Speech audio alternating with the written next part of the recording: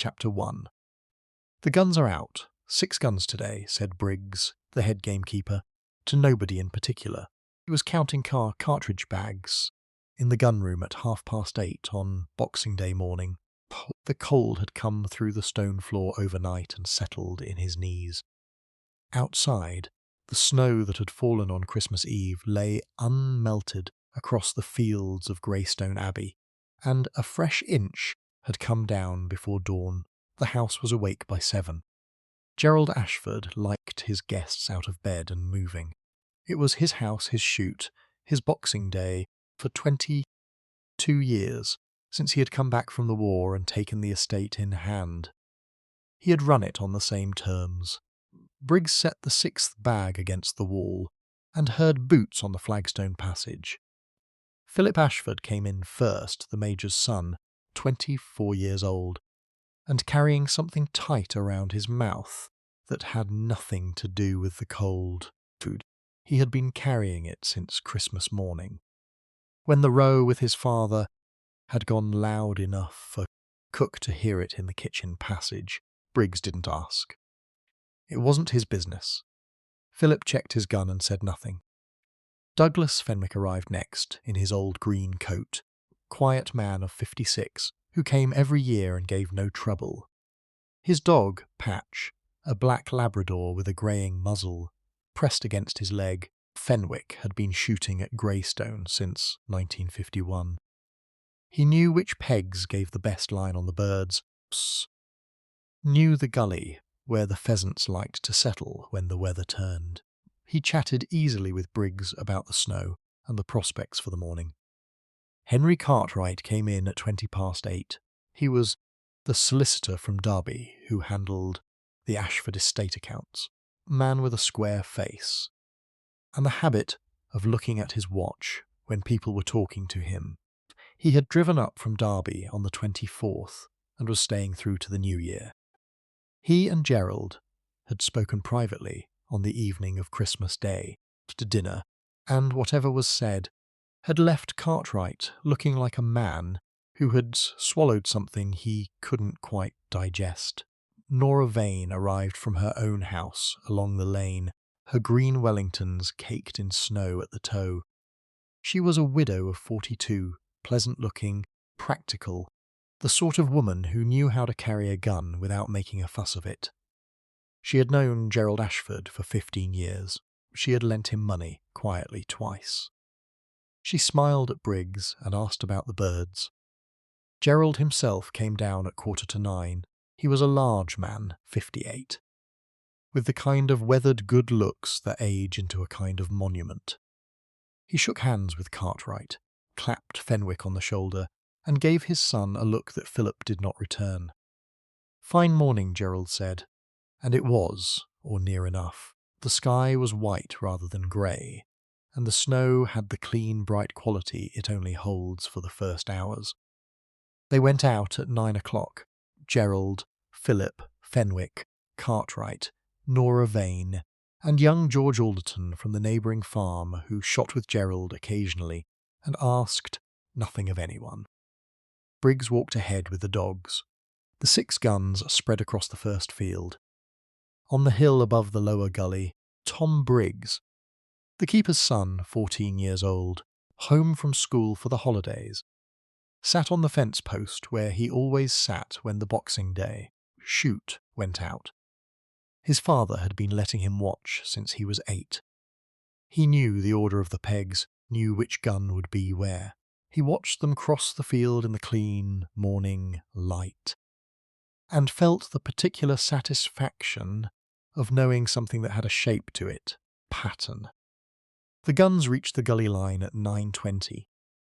Tom watched Fenwick take peg 4, the one near the stand of larch at the gully's edge. Patch sat beside him, tail brushing the snow. Fenwick was always steady at that peg. The birds came well over it. Tom pulled his scarf up and waited for the beaters to start. Chapter 2. The Gully. The beaters went in at 9:30. Tom heard the tapping of sticks, the flushing cry, and then the birds were up over the larch stand and the guns began. He watched peg 4. Fenwick was shooting well, steady and unhurried. Patch sat. 2 birds came down on the near side, and one went over the gully into the far field. Fenwick broke his gun and waited for the drive to end. At 10 to 10, between drives, Tom saw Fenwick walk toward the gully edge. That was ordinary enough. Birds sometimes dropped awkwardly and the dogs needed directing. But Patch hadn't moved. Fenwick called the dog after a moment, and Patch went down into the gully, and Tom watched them both disappear below the lip of the ground. The second drive hadn't started yet. The other guns were standing, talking, reloading. Nobody was watching Peg 4. Tom watched the spot where they'd gone down. A minute passed, maybe 2. Then there was a single shot from somewhere below the gully's edge. Pheasant shot. Too flat, too deliberate. Tom sat very still on his fence post. Fenwick came back up the gully slope 2 minutes later, Patch at heel with a bird in his mouth. He returned to his peg. He broke his gun and loaded it again, and stood ready, the way he always stood. Tom looked at the other guns. They were too far along the line to have seen anything. His father was with the beaters. 2 fields back, the second drive began. Tom watched it finish. He watched the guns walk up for the third drive and begin crossing the field toward the stand of oak, the far end. He watched Gerald Ashford moving along the line with the particular heavy walk he had, the walk of a man who expected ground to yield to him. Gerald reached the point where the path dropped toward the gully and kept walking. He was going to peg 7 on the far side. Tom lost sight of him beyond the larch. The third drive started. Gerald did not reappear. When the drive finished, the guns came together for the walk to the lunch tent, and Gerald was not among them. Philip looked around. Fenwick said he hadn't seen him since the crossing. Cartwright said he'd assumed the Major had gone ahead. Briggs went down into the gully first. He found Gerald Ashford at the bottom of the gully's far slope, face down in the snow, one arm forward as though he had put it out to stop a fall. The snow around his left shoulder was red. The wound was a single shot, high chest, kind of shot that happens when a gun discharges at the wrong moment. When someone walks ahead of the line, when the angle is wrong, and the light is wrong, and the birds are coming fast. Briggs stood there for a moment with his hands at his sides. Then he went back up and told them, and the morning became something else entirely. Up on the hill, Tom Briggs had seen it, the shot itself. He hadn't seen Santa clearly. He had seen a figure standing over the body for perhaps 15 seconds before the figure turned, went back up the slope. He could not make out the face. The coat was dark green, the same green a lot of the guns wore. He had thought at the time it might have been Fenwick. But he couldn't be certain, and he was 14 years old. By the time his father came running back through the field, with his face closed down the way it got when things were serious, Tom had already begun to be unsure of what he'd seen. He told his father he'd seen someone standing over the Major. He did not say the coat was green. He said he thought the person had walked away toward the larch. His father listened and said nothing and told him to go home. Tom went home. He sat by the kitchen range and thought about what he had seen and said nothing to his mother. Chapter 3. Tom. Said Briggs told the constable at 2 o'clock. By that time the body had been moved to the gun room. Briggs knew it was wrong to move it, but the cold was hard and the guests had insisted. And the household was in the drawing room, drinking brandy that nobody wanted. Constable Headley was 26 and had been stationed at Morcott Village for 3 years. He had dealt with a stolen bicycle, a boundary dispute, one case of a man hitting his brother with a spade, which had sorted itself out before the magistrate got involved. He arrived at Greystone Abbey at 2:15, stood in the hall with his notebook, and looked at the gun-room door, and then at the drawing-room door, and chose the drawing-room. He took names and addresses. and where each person had been standing during the shoot. They were patient with him, or most of them were. Philip Ashford answered every question in a voice that was too flat, the voice of a man keeping something under very tight management. Nora Vane answered, quietly and accurately. Fenwick helped Headley with the geography of the pegs, sketching a rough map on the back of an envelope. Cartwright said he had been at Peg 2, and had heard nothing unusual. The shot that killed him would have sounded like any other shot during a drive, Headley noted down carefully. He was proud of that observation. Then his father brought Tom in. Tom stood in the drawing-room doorway and looked at the assembled guests and at the constable's notebook, and said that he had been on the hill, watching, as he always did, and that when the guns were crossing for the third drive, he had seen a man standing near the gully, over by where the bin. Which man? Headley asked. I couldn't say for certain. He was too far. What was he wearing?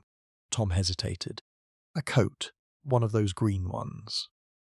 Half the room was wearing a green coat. Headley wrote it down anyway. Briggs took his son home after that. And Headley telephoned his superintendent from the hall and explained the situation, and was told that Scotland Yard would be contacted and that he was to take statements and touch nothing. Quarrel between Philip Ashford and his father became known that evening. When Cook mentioned it to the constable's wife's cousin, who was the daily woman at the vicarage in Morcott, and who mentioned it to the vicar's wife, Mrs. Clow, was already in a state, because she had known Gerald Ashford slightly, and because violent death within 3 miles of the vicarage was the sort of thing that made her feel the walls were not quite solid. By the following morning, the 27th of December, the version circulating in Morcott village that Philip Ashford had threatened his father on Christmas Day, that there had been shouting about money, that the Major had been found dead with a gunshot wound that the police were treating as suspicious. This was mostly accurate, which was unusual for village gossip. Constable Headley went back to Greystone Abbey on the morning of the 27th, and asked Philip directly about the quarrel. Philip said yes, they had argued. He said it was about the estate accounts, which his father had declined to show him. He said he had every right to be angry, and that anger was not guilt, and that he had been at Peg 5 during the third drive, 50 yards from the gully, and there was a witness to it. The witness was George Alderton, who confirmed it without hesitation. Headley noted this down, and then noted, in a separate column, that the person at Peg 5 could have moved before the drive began, because nobody had checked the pegs between the second and third drives. He was rather pleased with that observation too. He telephoned his superintendent again, and this time was told that Inspector Lowe from Scotland Yard would arrive on the 28th. In the meantime, Headley was not to let anyone leave Greystone Abbey. Nobody tried to leave, sat in the Abbey, and ate meals that Cook produced without enthusiasms, and spoke to each other in the careful way of people who know that everything they say is being considered. Only Fenwick seemed calm. He read in the library after dinner on the 27th, a book about trout fishing. When Cartwright came in and asked how he was holding up, Fenwick said he was quite all right. Thank you. It had been a dreadful accident, and he expected the police would sort it out. Cartwright looked at him for a moment, then agreed that they probably would. Chapter 4. The Vicar's Parlour. Miss Marple had arrived in Morcott on the 23rd of December. The Reverend Arthur Clow had written to her in November a long, slightly wandering letter about the parish and the frost on the church roof and the probability of a white Christmas. At the end of it, he had asked, with the diffidence of a man who thinks he is probably asking too much, whether she might consider spending Christmas week at the vicarage. He and his wife were getting on in years, and Dorothea had not been well, Miss Marple had been fond of Arthur Clow's mother, who had been a barnstable. The Barnstables had connections in St Mary Mead going back to the 1890s. She had come by train to Derby and by taxi the last 12 miles. Courage was cold, and the spare bedroom had a window that didn't close properly. But the Clows were glad to have her, and cook at the vicarage made a perfectly acceptable seed cake. On the 27th of December, the day after the shooting, Mrs. Clow had taken to her chair by the fire and couldn't be got out of it. She had known Gerald Ashford, she said, not well, but well enough. And it was dreadful. It was simply dreadful. And she kept saying so at intervals while the vicar patted her hand and apologetically at Miss Marple. "I think she should call at the house," Miss Marple said to the vicar quietly in the hall. "It would give her something to do. And people in that situation," she paused, considering, "they need visitors. Not the police sort, the ordinary sort." The vicar agreed that this was probably true. Mrs. Clow, once the idea was put to her, consented to go. She put on her good coat and her hat, and Miss Marple put on her own coat and found her stick. And they went up the lane to Greystone Abbey on the morning of the 27th.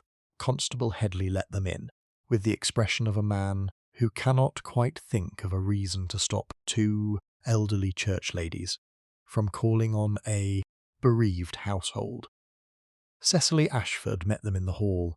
She was 20 years old and had her father's colouring, dark hair and pale skin, none of his heaviness. But she held herself carefully, the way you hold yourself when you are not sure what expression to wear. She thanked them for coming and took their coats and asked if they would like tea. And Miss Marple said yes. "Thank you, that would be very kind." They sat in the morning room. Mrs. Clow said all the right things, and Cecily said the right things back, and Miss Marple said very little. She looked at the room. It was a man's room, or had been. Guns on a stand in the corner, silver cups on the mantelpiece from pre-war shooting competitions. A photograph on the desk of a young Gerald Ashford in uniform, somewhere warm, North Africa perhaps, squinting against the sun with two other officers. Philip came in briefly, shook hands, said he was sorry he couldn't stay, and went away again.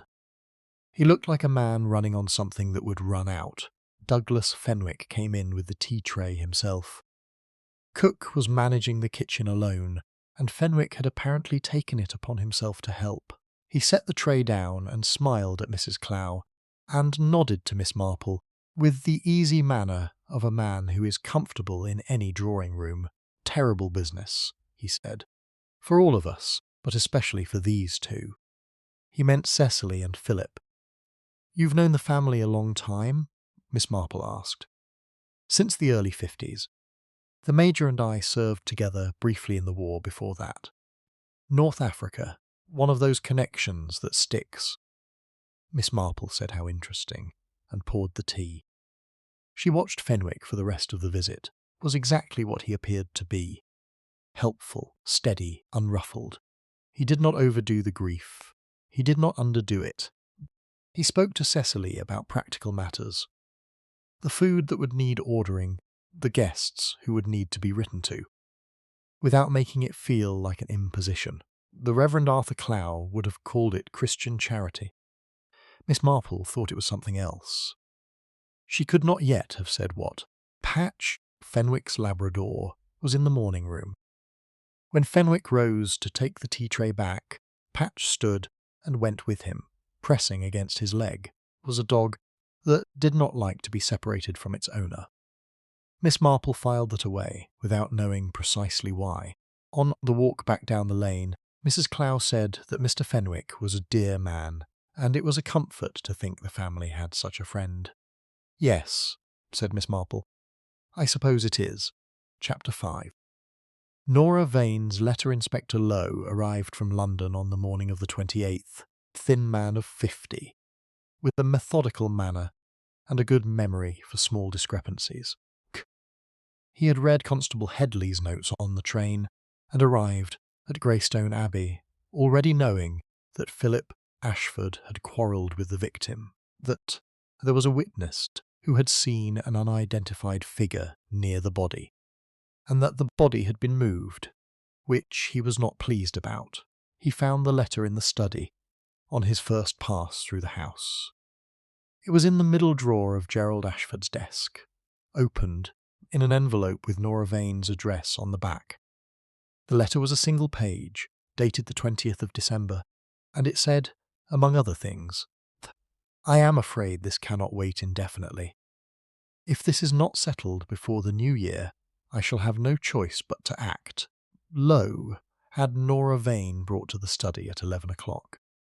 She read the letter back when he showed it to her, and her face went through several changes before settling on something that looked like weary irritation.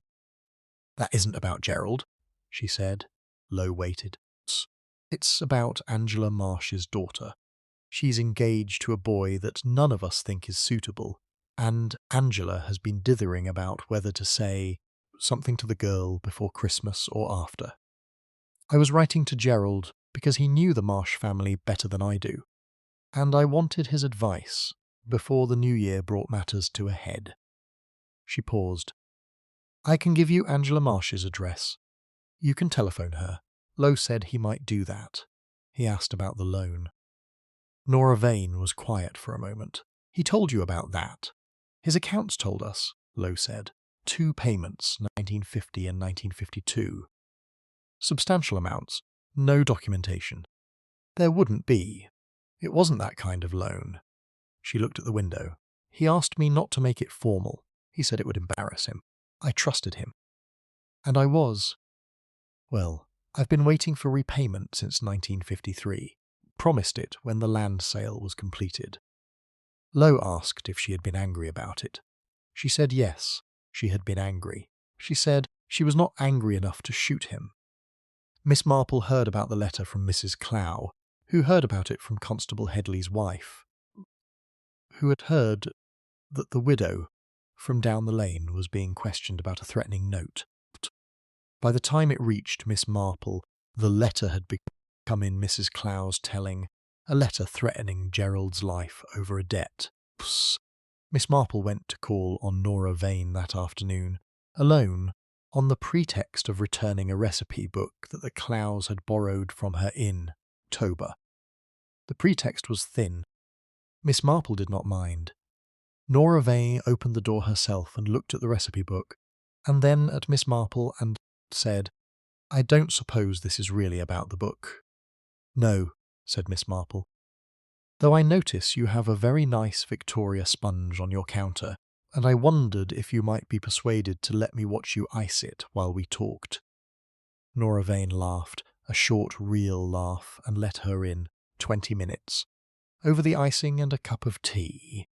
Miss Marple learned the following things: that Gerald had been borrowing quietly from several people for at least 6 years, that the land sales had been a last resort and not, as he had told people, a sensible rationalisation of the estate, that he had always been free with small gifts and attentions, meals, bottles of wine, small domestic repairs arranged and paid for to the people around him, and that nobody quite knew why he needed the money, only that he did. He was keeping someone comfortable, Nora Vane said. She didn't look as though she thought well of the idea. That was my impression. Someone who had a hold on him. Miss Marple thought about the cobbler's invoice she had not yet seen, and would not see for another day. She thought about Douglas Fenwick's steadiness and his green coat, and his dog that didn't like to leave his side. She asked, carefully, how long Fenwick had been coming to the Boxing Day shoot. Nora Vane considered. Since 51, I think, since Gerald started inviting him. A pause. He's always seemed very fond of Gerald. Or not fond exactly, attentive. He looked after Gerald, like someone who had an interest in his welfare. Miss Marple said how interesting, and finished her tea. Chapter 6. The Invoice. On the afternoon of the 29th of December, Mrs. Clow had a small episode. It was not serious. The doctor from Morcott came and said, It was the cold and the upset and prescribed rest. But it meant that Miss Marple spent an hour and a half in the morning room at Greystone Abbey, while Cecily telephoned the doctor, and Philip drove to the surgery to collect a prescription. The house, for a short time, was occupied mostly with Mrs. Clow and her needs. Fenwick was in the library. Cartwright had gone out for a walk. The housekeeper, Mrs. Frost, was with Mrs. Clow. Miss Marple was left alone in the morning room. She sat for perhaps 10 minutes. Then she rose, with her stick, and crossed the hall to the study. The door was not locked. Inspector Lowe had been through the desk, and had presumably taken what he needed. What remained was the ordinary accumulation of a man's correspondence. Bills, a few personal letters, a folder of estate documents. She did not rush. She was methodical and unhurried, the way she was when she was looking for a dropped stitch. The invoice was in the estate folder, paper-clipped to a receipt from the Derby branch of a hardware merchant. It was from Hobson and Son, Cobblers, Market Street, Matlock, and it was dated the 3rd of December. It was for the resoling and reheeling of one pair of men's shooting boots, size 9, initiated DF, collected in person on the 6th of December. The charge was 12 shillings and 6pence. Payment had been made by Gerald Ashford. Miss Marple looked at it for some time. It was not unusual on its own. A host might pay a small bill for a guest. A generous man might take care of a friend's cobbler charge without making anything of it. One invoice meant very little, but Nora Vane had said someone who had a hold on him. And Nora Vane had said he was always free with small gifts and attentions to the people around him. She had said attentive, like someone who had an interest in his welfare. Miss Marple replaced the invoice exactly as she had found it. She went back to the morning room and sat down and picked up her knitting.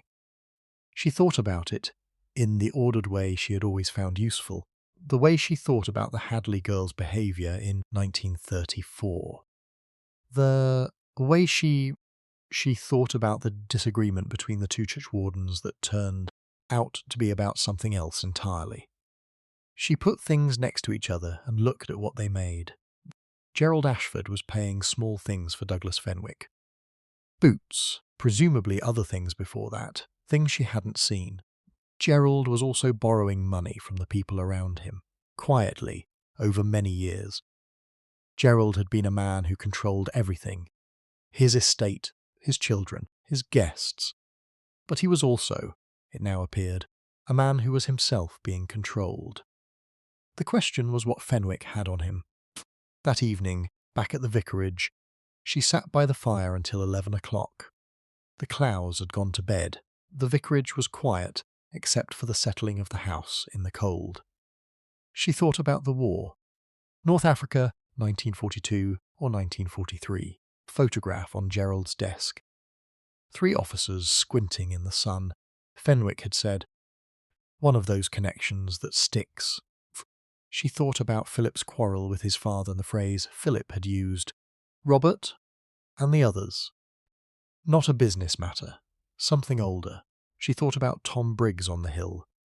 A figure in a dark green coat standing over the body. A Labrador retrieving from the far side of the gully when a trained dog returns to hand without prompting. She thought about chalk. She got up and found her writing paper and wrote 2 letters. One was to her nephew Raymond, asking him to make an inquiry through a contact at the War Office, retired colonel named Sims, who had been helpful before, about the record of a Major Gerald Ashford, North Africa, 1942 to 1943. Second letter was shorter. To an old acquaintance, a woman who had worked in the War Office itself during the war and who had a very precise memory. She sealed both letters and put them by her bag to post in the morning. Then she went to bed, cold and tired, and she did not sleep well. Chapter 7. Robert the vicar remembered something on the morning of the 30th. He had been trying to remember it since Miss Marple had asked him. The previous afternoon about the Ashford family's history during the war. He came to breakfast with the look of a man who has retrieved something from the back of a cupboard. 1947, he said, pouring his tea. Psst. That's when the Ashfords came back here permanently.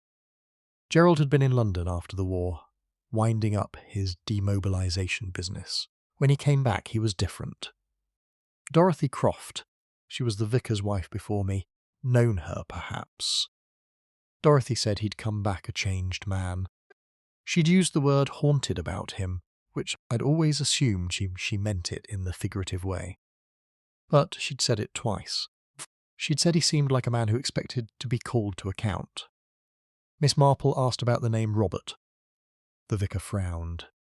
Robert, there was a Fenwick. A Robert Fenwick, I think, killed in North Africa. I heard the name once, years ago, at a dinner at the Alderton farm. Someone mentioned it in connection with Gerald. And there was an awkward moment. I didn't ask, because one didn't in those days. After the war, there were a great many awkward moments that people chose not to examine. Miss Marple thought about the photograph on the desk, Gerald Ashford and two other officers, the son behind them. She thought about Philip saying, Robert and the others, and assuming it was a business matter. After breakfast, she went upstairs and wrote out what she knew in her careful hand, in the small notebook she kept for this purpose.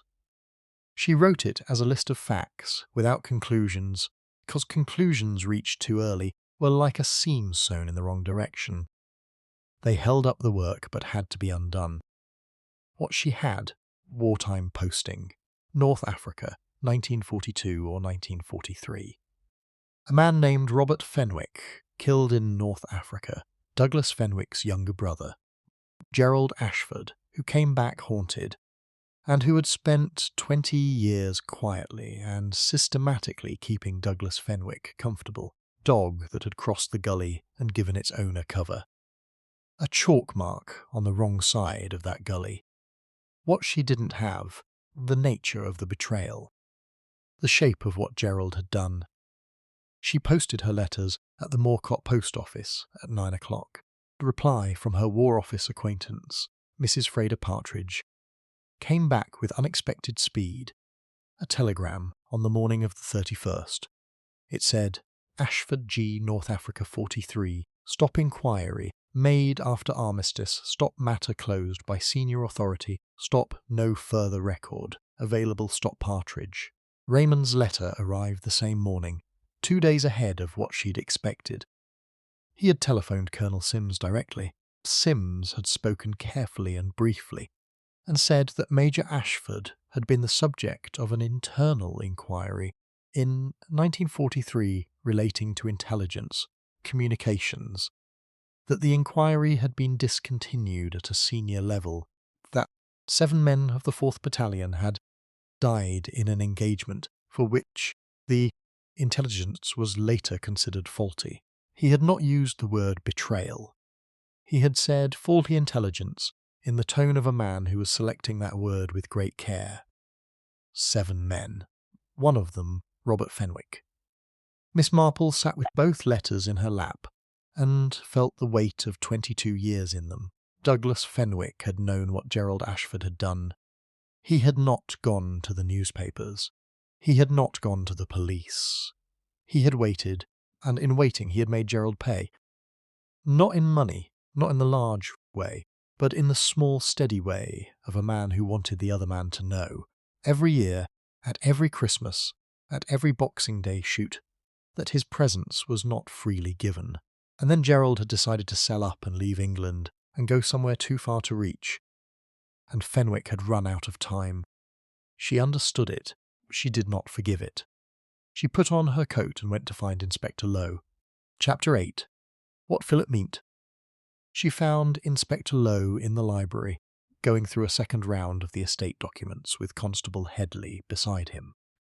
She asked if she might have 10 minutes of his time, and Lowe, who had been told by a deputy commissioner that Miss Marple was not a person to be dismissed, asked Headley to give them the room. She told him about the letters. She gave him both, and he read them without expression and then read them again. "This establishes motive," he said. "Doesn't establish that Fenwick crossed the gully." "No," Miss Marple agreed. "Not yet. But I think if you were to ask the keeper's boy again, very carefully, about the colour of the dog. Fenwick's Labrador is black with a grey muzzle, quite distinctive. And about whether the figure he saw was alone or had a dog with him, you might get something more specific than you have." She paused. "He's a careful boy. He noticed the pegs. He'd been watching since he was 8. He will have noticed the dog if he saw one. Think he saw one." Lowe said he would re-interview Tom Briggs. Miss Marple said she had one more thing. She would like to speak to Philip Ashford. If Lowe didn't object, about something that wasn't directly related to the shooting. She said it in the way she said most things, mildly, with her hands folded, not making demands. Lowe said he didn't object. She found Philip in the kitchen garden, of all places, standing with his hands in his coat pockets, looking at the snow on the kitchen garden beds. He turned when he heard her stick on the path. She asked him about the estate. Not the quarrel, not the death. The estate. He talked about it for some time. The tenants, the farm accounts, the timber that needed managing, the gates that hadn't been replaced since before the war. He talked about it with the anger of a man who loves something, and has watched it be carelessly handled. He was selling the land, Philip said. Not because it wasn't productive, because he needed money, and I couldn't get him to tell me what for. "The phrase you used," Miss Marple said. "Robert and the others. Your father said that." Philip turned to look at her. "You heard about that. The village heard about it. What did he mean, do you think?" Philip was quiet. "He said it when he was drunk, which wasn't often. The last time was in 1951, after a dinner when he'd had more whiskey than he should. He said, 'Robert and the others.' I'll never be clear of it. I thought it was a business matter. Someone he'd wronged in a deal early in his career. I'd asked him once, in 1953, and he told me to leave it alone." "Robert Fenwick," Miss Marple said, "was Douglas Fenwick's brother, killed in North Africa in 1943, along with 6 other men, in an engagement where the intelligence guidance was considered faulty after the fact." Philip stared at her. The cold was settling around them both, frost crystals forming at the hem of his coat. "My father," he said at last, and did not finish the sentence. "I'm afraid so," Miss Marple said. She said it without apology, and without softening. It was the truth, and he deserved to have it plainly. "Your father was not a good man in that particular respect. He may have been a good man in others. But you should know what Fenwick knew." Philip looked at the snow on the kitchen garden beds for a long time. Then he said quietly that he supposed he'd known for years that there was something. He just hadn't wanted to know what. Miss Marple said that was very understandable. Then she went back inside. Chapter 9. Chalk. She found Fenwick in the library at 3:30. He was reading his trout fishing book again, or appearing to. She had noticed over the past 3 days that he read the same pages more than once. She asked if she might sit. He said of course, and moved his coat from the second chair. She settled herself and took out her knitting, which she always carried, but rarely did much with in other people's houses. They talked about the snow for a few minutes. Fenwick said the lanes would be passable by tomorrow, if the temperature came up slightly, he said. He thought Inspector Lowe was a thorough man and would find his way to the truth of things. "I'm sure he will," Miss Marple said. She worked 2 rows. "He mentioned something this morning about the gully. The constable had found chalk on one of the boot scrapers near the far entrance." Fenwick looked up. "From the quarry spoil," he said. "It's been there for years, that chalk. The old quarry leached into the lower field decades ago. Quite harmless." Miss Marple worked another stitch. She had not told him which boot scraper. She had not told him where in the gully the constable had looked. She had not mentioned quarry spoil. "Yes," she said pleasantly, "I thought it must be something like that." She finished the row and folded her knitting and said she thought she'd see how Mrs. Clow was getting on. She thanked him for the company. Fenwick said it was his pleasure and watched her go. Inspector Lowe was in the estate office when she found him. She sat down across from him and told him what she had done and what Fenwick had said and what it meant. She laid it out without drama, the way you describe a faulty lock mechanism. This piece catches here. This tumbler doesn't drop. That is why the door won't open. She told him about the chalk on the far side of the gully, which was the side you would reach from peg 4 by going down and crossing, not from peg 7, where Gerald had been heading. She told him about Patch retrieving from the far side, and how a dog trained to return to hand doesn't cross a gully on its own initiative. She told him about the boots. The cobbler's invoice, Losa said. He had seen it during his first search. Gerald Ashford was paying small things for Fenwick, because Fenwick had something over him. The wartime inquiry. He'd been paying in various ways since 1947. The boots were the most recent, I found, but I expect the pattern goes back further. She put her hands in her lap. Fenwick wanted Gerald in England, close enough to be uncomfortable. As long as Gerald was here, paying and knowing and being reminded, Fenwick had what he wanted. But Gerald was about to sell the last of the land and go abroad. To that, there would be no more payments, no more presents. Gerald would simply be gone, and Fenwick would be left with 22 years of quiet, revenge that hadn't been enough. Lowe was quiet for a moment. "You think he's guilty," he said. "Psst. I think you'll find the cartridge case on the far side of the gully," Miss Marple said. Fenwick is careful, but he had a dog to manage, and the second drive was starting up. Careful men don't always remember the small things when they are doing something. They've been waiting 22 years to do. She rose and straightened her coat. "I'll leave the rest to you, Inspector. You're much better placed than I am to do what needs to be done." Lowe looked at her for a moment, with the expression of a man revising an earlier assessment. "Thank you, Miss Marple," he said. She said it was nothing, and meant it, and went to have her tea. Chapter 10. Far Side Lowe went to the gully on the morning of the 31st with Constable Headley and a sergeant from Derby who had arrived on the 29th, and spent most of his time keeping a written record of everything and saying very little. The gully was 20 feet deep and steep on the far side, chalk-bearing soil at the lower edge where the quarry spoil had leached in over the years. The near side was all red clay, the kind that sticks to everything and doesn't scrape clean easily. Lowe had already checked the boots that the guests had worn on Boxing Day. Most had been cleaned or replaced.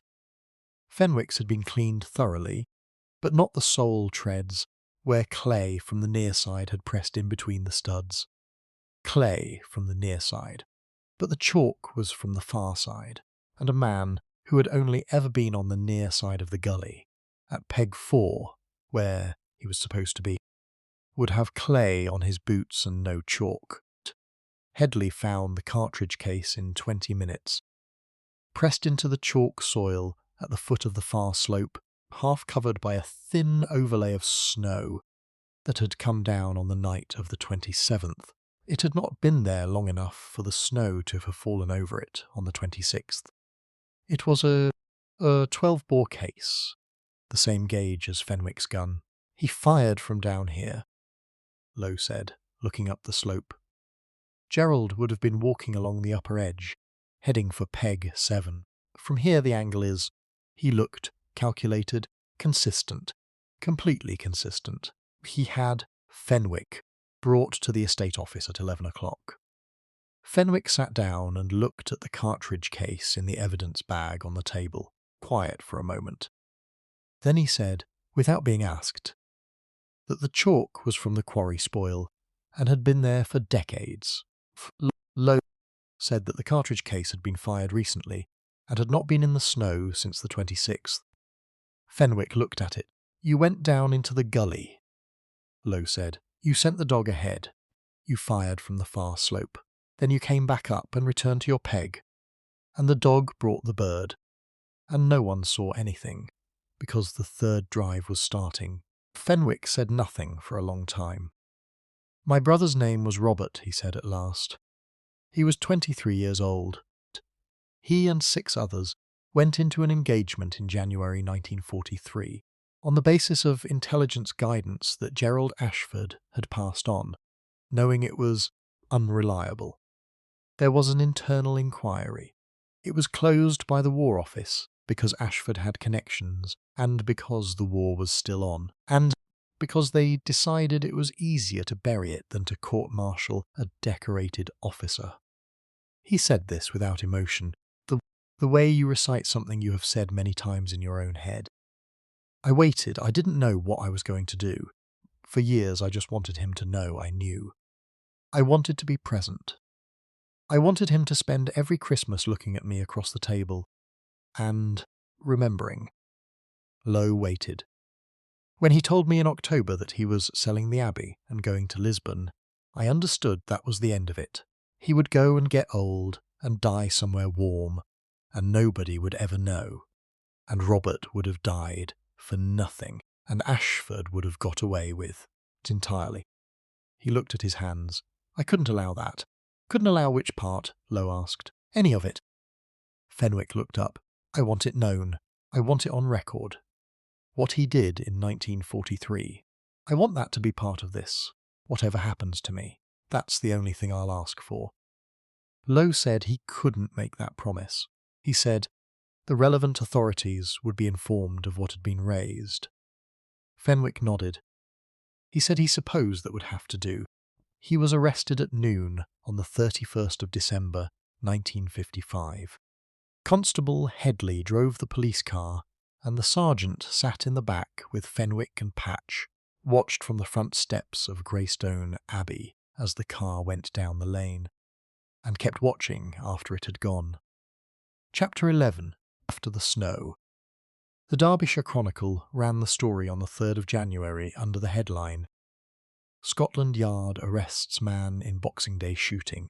The subheading said that Inspector Gareth Lowe, formerly of the Metropolitan Police, had made the arrest following a thorough investigation of the shooting death of Major Gerald Ashford at Greystone Abbey on Boxing Day. Constable Raymond Headley was mentioned as providing essential assistance. Miss Jane Marple of St Mary Mead was not mentioned. She read the article at the vicarage breakfast table on the 4th, folded the paper neatly, and asked Mrs Clow if she might have another cup of tea. She went home to St Mary Mead on the 5th of January, earlier than she had planned, on the grounds that Mrs Clow was well enough now, and the Clows deserved their house back.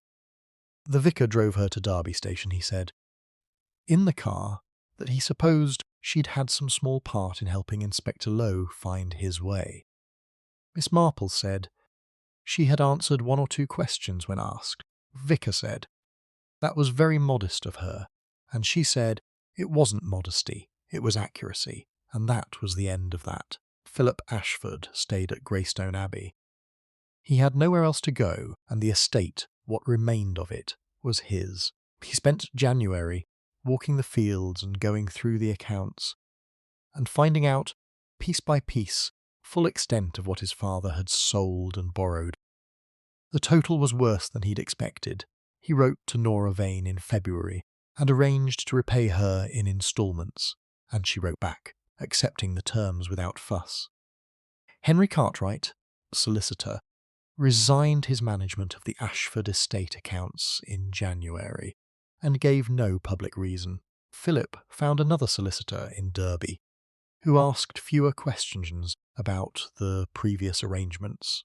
Tom Briggs was re-interviewed by Inspector Lowe on the 31st of December, before the arrest, and confirmed that the figure he had seen standing over the body had a dog with him, black, with a light muzzle, and it had been at heel. He had not said so before, because he had assumed it was ordinary, and hadn't thought it mattered. Inspector Lowe told him it mattered very much, and Tom Briggs went home and thought about that for some days. Cecily Ashford married her young man, teacher named Peter Graves, in a quiet ceremony at a register office in Derby on the 14th of February. There were 12 guests. Nobody from the village came, which Cecily had expected and did not mind. A card arrived for her 3 days later, postmarked St. Mary Mead. Inside it said, "Wishing you every happiness. With good wishes, J. Marple." Wrapped in the card, folded carefully in a square of tissue paper, piece of embroidered linen, ivory-coloured. The corners worked in a simple pattern of leaves. On a small note tucked inside it was written, "Belonged to my mother." It was meant for a happy occasion. Cecily set it on her mantelpiece and left it there. On the train back to St. Mary Mead, Miss Marple sat in the corner seat and watched the Derbyshire countryside move past the window. The snow was mostly gone by then, only patches left in the shadows of the field walls. The sky was white and flat, and offered nothing in particular. She thought about Douglas Fenwick. She had understood him, which was not the same as approving. A man who waits 22 years is not the same kind of man as a man who acts in a moment of passion. The planning, the patience, the annual ritual of it. Sitting at Gerald's table, shooting at Gerald's pheasants, accepting Gerald's small payments. That required something she didn't have a simple word for. Not courage. Not cruelty exactly. Something patient and cold and entirely purposeful, like a very long bill finally presented. She thought the jury would have difficulty with it. She thought she would have difficulty with it in their place. Gerald Ashford had given false intelligence that killed 7 men to protect himself from some difficulty, whose exact nature she still didn't know, and had never been charged with it, had spent 20 years being slowly and quietly bled for it, and had near the end decided to escape. The war produced those men, produced both of them, she thought. The man who betrayed and the man who waited. They were each other's creation in a way. She put the thought aside. She was tired, and the train was warm, and she had been away from her house for 2 weeks, and there would be things to see, too. The train pulled into Derby, and then, after a change, picked up speed south. She closed her eyes and let the motion take over, and didn't think about anything in particular until the station at St. Mary Mead appeared outside the window, and she gathered her bag and her stick and got up. The village looked exactly as it always did, small and cold and certain of itself. She walked home from the station and unlocked her own front door and stood in her own hall for a moment with the cold air coming in around her. Then she went inside and closed the door.